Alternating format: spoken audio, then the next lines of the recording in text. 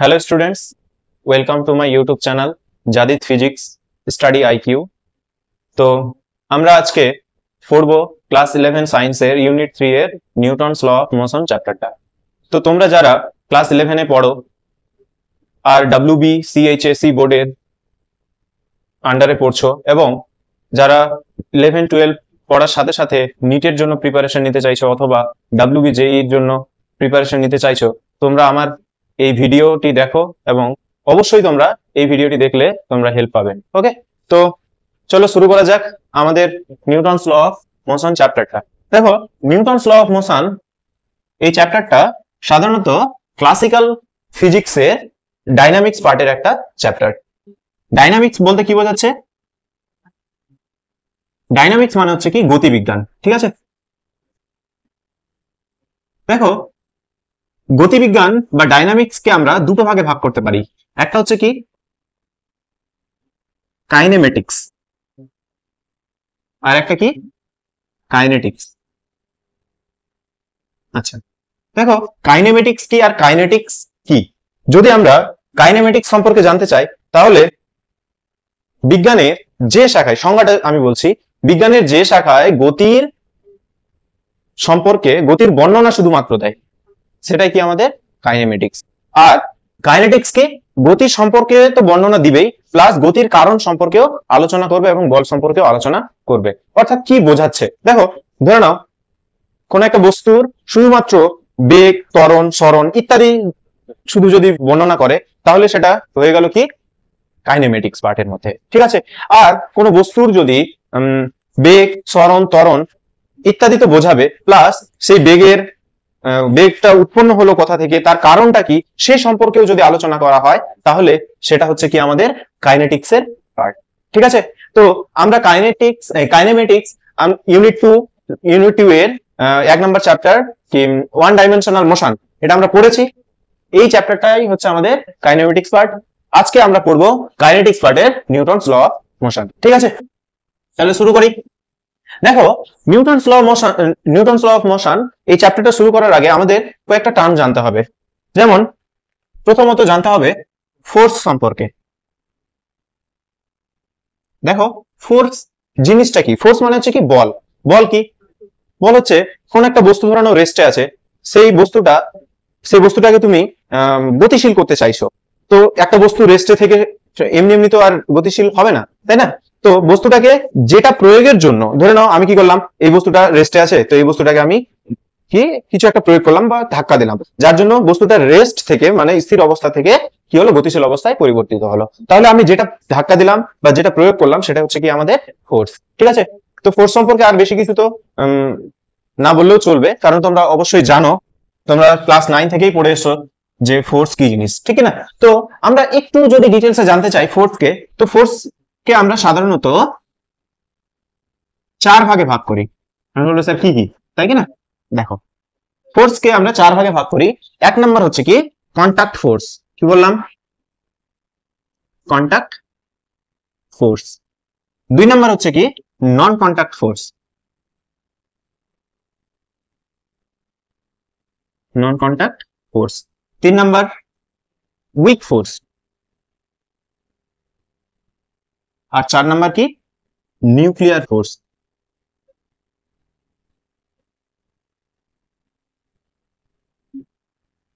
দেখো, আমাদের আজকের যে চ্যাপ্টারটা আছে সেখানে নিউক্লিয়ার ফোর্স সম্পর্কেও জানবো না, উইক ফোর্স সম্পর্কেও জানবো না, আর নন কন্টাক্ট ফোর্স সম্পর্কেও আমাদের পড়ার কোনো দরকার নেই, ঠিক আছে? আজকে আমাদের শুধু যেটা পড়তে হবে সেটা হচ্ছে কি কন্টাক্ট ফোর্স সম্পর্কে। ওকে, তো তবুও যদি আমি একটু যদি বলি নন কন্টাক্ট ফোর্স কি কি, তো নন কন্টাক্ট ফোর্স মানে তো বুঝতে পারছো যেগুলো স্পর্শ করবে না, যেমন ধরে নাও ইলেকট্রোস্ট্যাটিক্স ফোর্স, তারপরে ধরে নাও ম্যাগনেটিক ফোর্স, তারপরে ধরে নাও গ্র্যাভিটেশনাল ফোর্স, ঠিক আছে? এগুলো হচ্ছে কি নন কন্টাক্ট ফোর্সের মধ্যে পড়ছে। দেখো, যদি আমি ইলেকট্রোস্ট্যাটিক্স ফোর্স বলি, তো ধরে নাও দুটো বিন্দু আধান, এটা একটা বিন্দু আধান, এটা একটা বিন্দু আধান, এদের মধ্যে যে আকর্ষণ কিংবা বিকর্ষণ বলটাকে বোঝাচ্ছে, এটাই হচ্ছে আমাদের কি ইলেকট্রোস্ট্যাটিক্স ফোর্স। তো এখানে এই আধানটা আর এই আধানটার মধ্যে কি কোনো রকম সংস্পর্শে এসেছিল, মানে কন্টাক্টে কি এসেছিল? না, তারা কন্টাক্টে আসেনি, যার জন্য সেগুলো হচ্ছে কি আমাদের নন কন্টাক্ট ফোর্স। তারপর উইক ফোর্স, নিউক্লিয়ার ফোর্স এগুলো আমরা সাধারণত কেমিস্ট্রিতে পড়বো, এবং যদি আমরা গ্রাজুয়েশন লেভেলে পড়ি তাহলে সেখানেও আমরা দেখতে পাবো, গ্রাজুয়েশন লেভেলে ফিজিক্সেও আমরা এইসব কিছু সম্পর্কে জানবো। ঠিক আছে, তো আজকে আমাদের এগুলো টপিক না, আমাদের টপিকটা হচ্ছে কি কন্টাক্ট ফোর্স। তো কন্টাক্ট ফোর্স সম্পর্কে যদি আমি পড়ি, তো কন্টাক্ট ফোর্স মানে তো বুঝতেই পারছো, এগুলো মিটিয়ে দিচ্ছি। ওকে, শুধু কন্টাক্ট ফোর্স সম্পর্কে এখন জানবো। হ্যাঁ,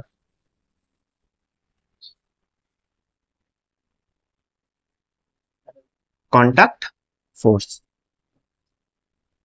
দেখো কন্টাক্ট ফোর্স কি মানে কি, সব সময় এই ফোর্সটা কি হবে, বস্তুটার মধ্যে যে বস্তুটার উপর বল প্রয়োগ হবে সেটা কি থাকবে, কন্টাক্টে থাকবে। মানে আমি যদি বলি যে এই বস্তুটাই ধরো ছিল, আমি বল প্রয়োগ করলাম, তো আমি এখান থেকে ধরো এই পেনটা দিয়ে এর উপর বল প্রয়োগ করব, ঠিক আছে, তো আমি এখান থেকে এই পেনটাকে নিয়ে যাচ্ছি, তো এর উপর কি কোনো রকম বল প্রয়োগ হচ্ছে না, হচ্ছে না, মানে কি কন্টাক্টে আসেনি, যার জন্য কন্টাক্ট ফোর্স নয় এটা, ঠিক না। কিন্তু কি হলো, আমি যখন এখানে কন্টাক্টে নিয়ে আসলাম, বস্তুটা কি হলো, গতিশীল অবস্থায় পরিবর্তিত হলো। তাহলে এই ক্ষেত্রে আমাদের কন্টাক্টে আসলো বলে এই ফোর্সটাকে বলা হচ্ছে কি কন্টাক্ট ফোর্স। তো কন্টাক্ট ফোর্স কতগুলো আছে সেগুলো সম্পর্কে যদি জানি, তো এক নম্বরে হবে কি normal reaction. Normal reaction Bangla মানে হচ্ছে কি লম্ব প্রতিক্রিয়া বল, ঠিক আছে। দুই নম্বরে, এক নম্বর হচ্ছে কি নর্মাল রিয়াকশন লম্ব প্রতিক্রিয়া বল, দুই নম্বর হচ্ছে কি টেনশন, বা বাংলা মানে হচ্ছে কি টান। তিন নাম্বার কি, তিন নাম্বার হচ্ছে স্প্রিং ফোর্স,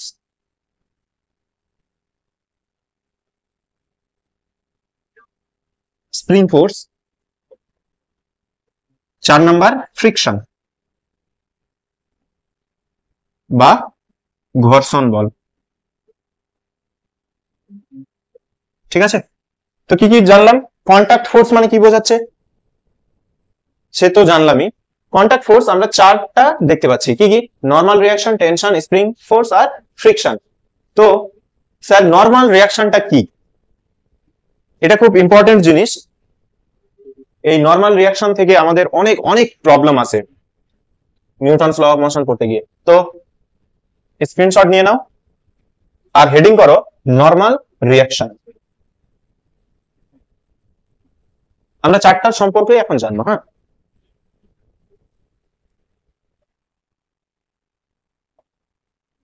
নর্মাল রিয়াকশন বা লম্ব প্রতিক্রিয়া বল।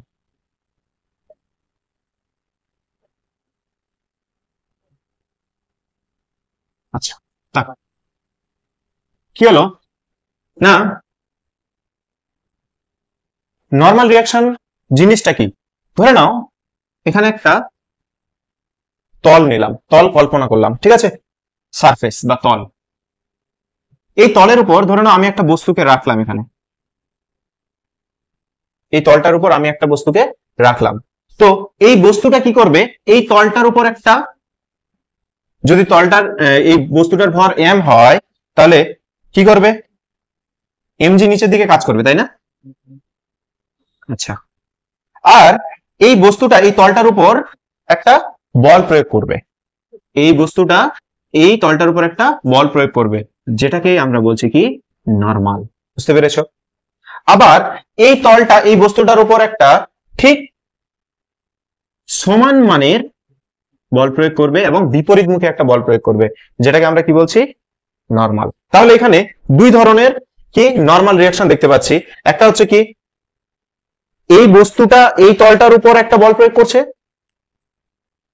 এই বস্তুটা এই তলটার উপর একটা বল প্রয়োগ করছে, যেটা হচ্ছে এটা। আর এই তলটা এই তলটা এই তলটা কি করছে, এই বস্তুটার উপর একটা বল প্রয়োগ করছে, যেটা হচ্ছে এটা। বোঝা গেল।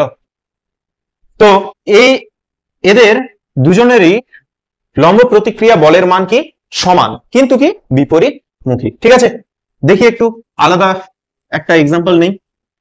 ধরে নাও এরকম একটা নততল আছে, ঠিক আছে, এরকম একটা কি নততল আছে। এই নততলের উপর ধরে নাও আমি একটা বস্তুকে নিলাম, এরকম একটা বস্তুকে নিলাম, ঠিক আছে। তাহলে এই বস্তুটার ভর যদি m হয়, তাহলে mg কি করবে? নিচের দিক কাজ করবে সোজা, তাই না? আর নর্মাল কোন দিকে কাজ করবে?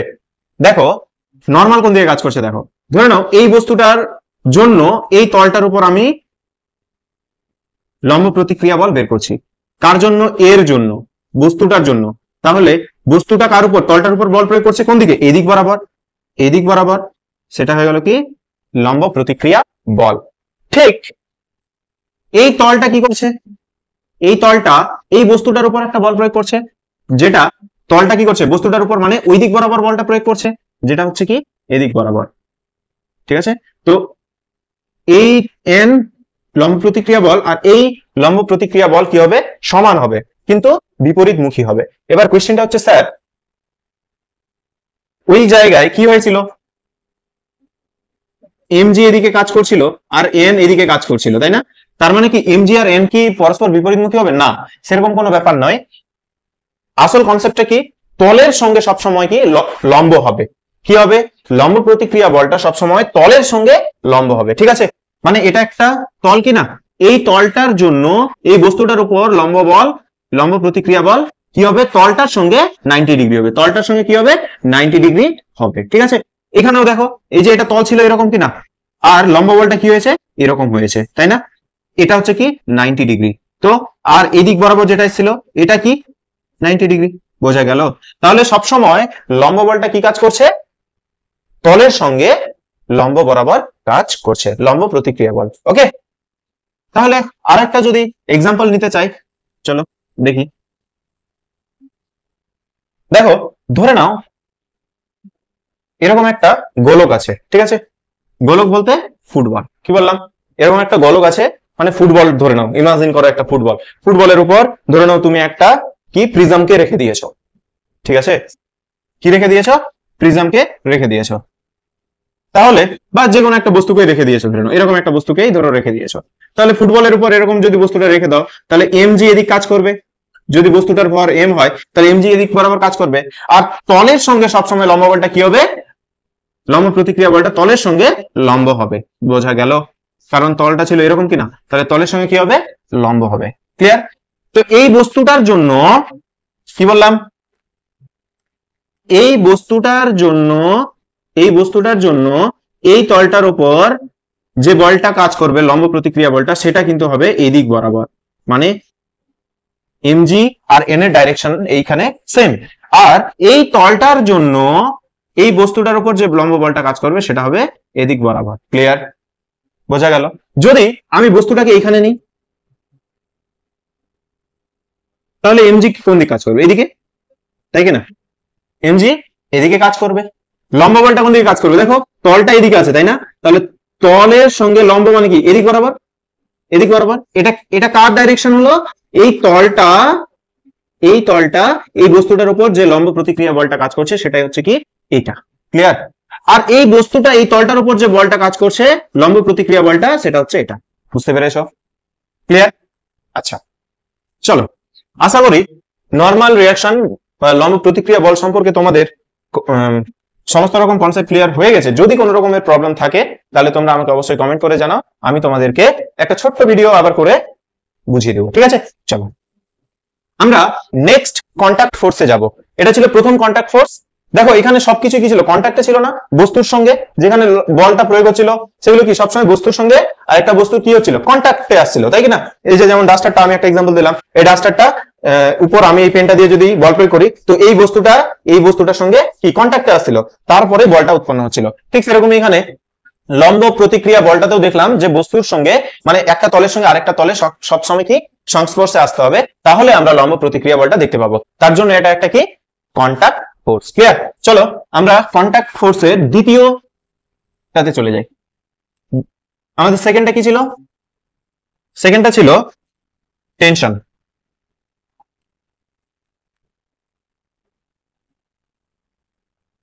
বা টান। দেখো টেনশন বা টান তোমরা তো জানো, ধরে নাও টান কি সেটা তো জানোই, তাই না? ধরে নাও এই ডাস্টারটার এই জায়গায় একটা সুতো ঝুলিয়েছি, ঠিক আছে, কি করলাম, এই ডাস্টারটার সঙ্গে এখানে একটা সুতো ঝুলিয়েছি, আর এই পেনটাকে আমি সুতোটাতে বেঁধে দিয়েছি, তাহলে সুতোটা ঝুলবে, তাই না? মানে সুতোটা এই বস্তুটাকে এমন ভাবে ধরে রাখবে যেন সুতোটা টান টান হয়ে থাকে, ঠিক কিনা, মানে শক্ত হয়ে যায়। যদি আবার আমি এই বস্তুটাকে খুলে দেই তাহলে সুতোটা কি করবে, এরকম উড়াবে, ঠিক কিনা। মানে ধরে নাও এরকম একটা, ধরে নাও একটা ছাদ, ঠিক আছে, ছাদের সঙ্গে একটা আমি সুতোকে বেঁধে দিয়েছি, ওকে, একটা সুতোকে আমি বেঁধে দিয়েছি, আর এখানে একটা এম ভরের বস্তুকে ঝুলিয়ে দিয়েছি। তাহলে এই এম ভরের বস্তুটা কি হবে, এই ছাদটা এই এম ভরের বস্তুটাকে কি করবে, টানবে, ঠিক কিনা। টানটা কোন দিকে কাজ করবে বলো, এই এম ভরের বস্তুটাকে এই ছাদটা কোন দিকে টানবে, উপরের দিকে টানবে। তাহলে এই ছাদটা এই এম ভরের বস্তুটাকে উপরের দিকে টানছে, এই টানটাকে বলছি আমরা কি, টেনশন বা টান। ক্লিয়ার, যে বল দিয়ে টানছে সেটা কি, টেনশন বা টান, ঠিক আছে। আবার এই বস্তুটা কি করছে, এই ছাদটাকে টানছে, ঠিক না, ছাদটা আসবে না ঠিকই, কিন্তু কি টানছে তো। তো এই বস্তুটা এই ছাদটাকে টানছে, যার জন্য এই ছাদের উপর যে টানটা সৃষ্টি হচ্ছে এই এম ভরের জন্য, ছাদের উপর এম ভরের জন্য, সেটা হচ্ছে কি টি। দেখো এই ছাদ টানছে এম ভরের বস্তুটাকে, মানে এম ভরের বস্তুর উপর যে টানটা কাজ করছে, এম ভরের বস্তুর উপর যে টানটা কাজ করছে সেটা হচ্ছে টি, তার ডাইরেকশন হচ্ছে এটা। আর এম ভরটা এই ছাদটাকে যে বল দিয়ে টানছে সেটাকে আমি আবার এখানে টি দিয়ে লিখলাম, সেটার ডাইরেকশন হবে এটা। ক্লিয়ার, ডাইরেকশন গুলো সবসময় মনে রাখতে হবে, ঠিক আছে। দেখো এটাও ক্লিয়ার, আর টানটা কি হবে, সেম হবে, বোঝা গেল। ঠিক আছে, আমরা একটা অন্য এক্সাম্পলে চলে যাই, ঠিক আছে। দেখো তো, ধরে নাও এটা একটা ছাদ, ছাদটা একটু বড় এঁকেছি কারণ অনেক বড় বড় মাছ ঝুলাবো, ঠিক আছে। দেখো ধরে নাও আমি একটা এম ভরের মাছ ঝুলালাম, আর এর সাথে আরেকটা এম ভরের মাছ ঝুলাবো, এটাকে এম ওয়ান ধরে নিই, এটাকে এম টু ধরে নিই, ওকে। তারপরে আরেকটা বড় মাছ ঝুলালাম, ধরে নাও এটাকে আমি এম থ্রি ধরে নিলাম। ক্লিয়ার, কি করলাম, এটা একটা ছাদ, এর সঙ্গে এম ওয়ান ভরের একটা মাছ ঝুলালাম, এর সঙ্গে এম টু ভরের একটা মাছ ঝুলালাম, এর সঙ্গে আবার একটা এম থ্রি ভরের মাছ ঝুলালাম, ঠিক আছে, ওকে। তাহলে এই এম ওয়ান ভরটা কি করবে, মানে এই ছাদটা এই এম ওয়ান ভরকে টানবে, তাই না। টানের ডাইরেকশন কোন দিকে হবে, টানের ডাইরেকশন হবে এদিক বরাবর। এই ছাদটা এই এম ওয়ান ভরকে টানছে, ডাইরেকশন হবে এদিক বরাবর, ঠিক আছে। মানে এম ওয়ান ভরের উপর টানটা কাজ করছে এটা। এই এম ওয়ান ভর আবার কি সিমিলার, এই ছাদটাকে টানছে, তার টান কাজ করছে কি এদিক বরাবর, তার টান হচ্ছে কি টি। ক্লিয়ার, এবার দেখো এই এম ওয়ান ভরটা কি করছে, এই এম টু ভরটাকে টানছে, এই এম ওয়ান ভরটা এম টু ভরটাকে টানছে, তাহলে টানের ডাইরেকশন কি হবে, এটা এম টু ভরটাকে টানছে, মানে এম টু ভরের উপর যে টানটা কাজ করছে, তাহলে সে টানটাকে আমি ধরে নাও কি টি হবে। এই টান আর এই টান কি সেম হবে, না সেম হবে না, এটা আমি টি ওয়ান ধরে নিলাম, আর এটা টি টু হবে। ঠিক এই এম টু ভরটা এই এম ওয়ান ভরটাকে কি করবে, টানবে, তাহলে এই এম টু ভরটা এই এম ওয়ান ভরটাকে টানবে, সেটা হচ্ছে কি এটা টি টু। ক্লিয়ার, সরি এই ডাইরেকশনটা এদিক বরাবর হবে। ক্লিয়ার, তাহলে এই এম টু ভরটা এই এম ওয়ান ভরকে টানছে। আচ্ছা একটা কনসেপ্ট মনে রাখবে সব সময়, এখান থেকে আমরা বুঝতে পারছি যে সেম স্ট্রিং এ টান একই হচ্ছে। দেখো সেম স্ট্রিং, এটা ছিল একটা স্ট্রিং, এটা একটা স্ট্রিং, এটা একটা স্ট্রিং, তো সেম স্ট্রিং এ কি হচ্ছে,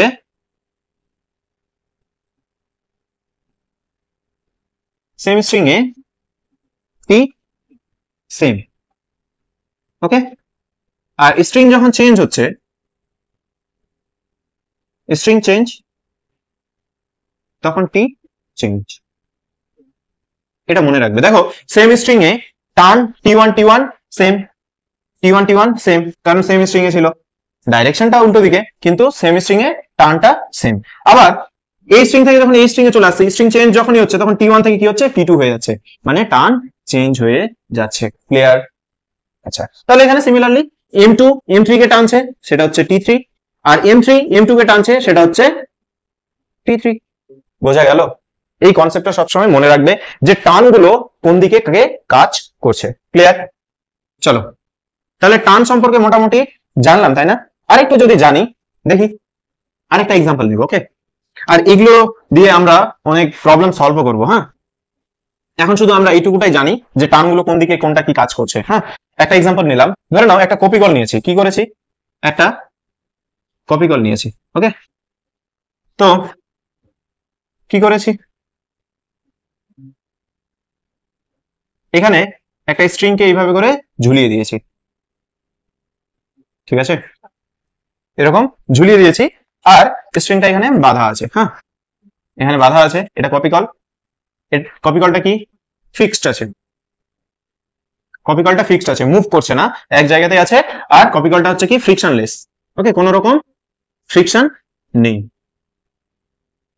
কোনো রকম ফ্রিকশন নেই, আর ফিক্সড আছে, ঠিক আছে। ধরে নাও এটা এম ভরের বস্তু, তাহলে টানটা কোন দিকে কাজ করবে, টানটা দেখো এম ভরের বস্তু, এমজি নিচের দিকে যাচ্ছে তাই না, এমজি নিচের দিকে টানছে, তাহলে এই বস্তুটাকে এই সুতোটা টানছে, তো কোন দিক বরাবর টানছে, এদিক বরাবর, এই বস্তুটাকে টানছে, আর এই বস্তুটা মানে এমজি ভরটা এই সুতোটাতে আবার একটা টান সৃষ্টি করেছে, তাই কিনা, সেই টানটা হচ্ছে কি এই দিক বরাবর, তাহলে এটাও টি, তো এটাও টি, তো এই এখানে যে টানটা কাজ করছে এদিক বরাবর, এই টিটা, এই টিটা কি হচ্ছে বলতো, এই টি এরই সমান হচ্ছে, কারণ দেখো এই জায়গায় কোন রকম স্ট্রিং চেঞ্জ হয়েছে না, স্ট্রিং চেঞ্জ হয়নি। যদি আমাদের স্ট্রিং চেঞ্জ হয়ে যেত তাহলে আমরা বলতে পারতাম যে টানটা চেঞ্জ হবে, যেহেতু সেম স্ট্রিং এই আছে তার জন্য এখানে যে টানটা কাজ করবে এখানেও সেই টানটাই কাজ করবে। ক্লিয়ার, ঠিক আছে, আমরা আরো এগুলোর এক্সাম্পল দেখবো পরে। এখন এটুকু বোঝা গেছে তো স্ট্রিং চেঞ্জ, তো টি চেঞ্জ, আর স্ট্রিং সেম, তো টি সেম। ক্লিয়ার, অবশ্যই সেটা ফিক্সড থাকবে, কপি কলটা যদি যদি কপি কলের ক্ষেত্রে করি তো ফিক্সড থাকবে। ওকে, চলো 3 নম্বর পয়েন্ট ছিল আমাদের কন্টাক্ট ফোর্সের, 3 নম্বর পয়েন্ট ছিল কি স্প্রিং ফোর্স।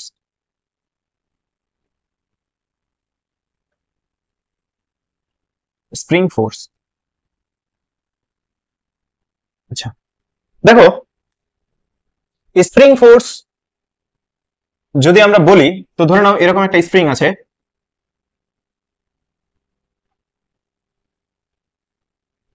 চলো এটা স্প্রিং ফোর্সটাকে না আমরা একটা আলাদাই ভিডিও করবো, কারণ স্প্রিং নিয়ে আমাদের অনেক কিছু জানার কিছু আছে, তো স্প্রিং নিয়ে আমি আলাদা একটা ভিডিও করব, সেখানে স্প্রিং ফোর্স সম্পর্কে আলোচনা করব। তবুও যদি আমি বলি তো spring force F equal to কি হয়, সবসময় মাইনাস কে এক্স হয়, ঠিক আছে, সেটা আমরা পরে আলোচনা করব। আমাদের তাহলে স্প্রিং ফোর্স সম্পর্কে আলাদাই। আর 4 নম্বরেও কি আছে বলতো, ফ্রিকশন আছে, তাই না, ফ্রিকশন সম্পর্কে মানে কি ঘর্ষণ বল। তো আমাদের এই ইউনিটেরই একটা চ্যাপ্টার আছে ঘর্ষণ বল নিয়ে, আমরা সেখানে আলোচনা করব, তো এখানে আর আলাদা করে আলোচনা করব না। তো যাই হোক, তাহলে আমরা আমাদের মেইন যে chapter Newton's law of motion সেখানে চলে যাই, ঠিক আছে। তো নিউটনস ল অফ মোশন করতে গেলে নিউটন সম্পর্কে তো জানতে হবে, তাই না।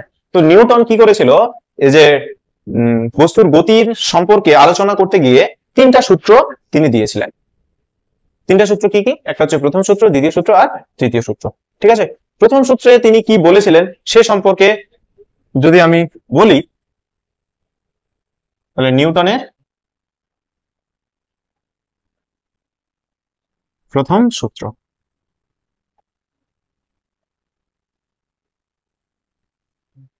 তো আমরা এবার পড়বো কি নিউটনের প্রথম সূত্র।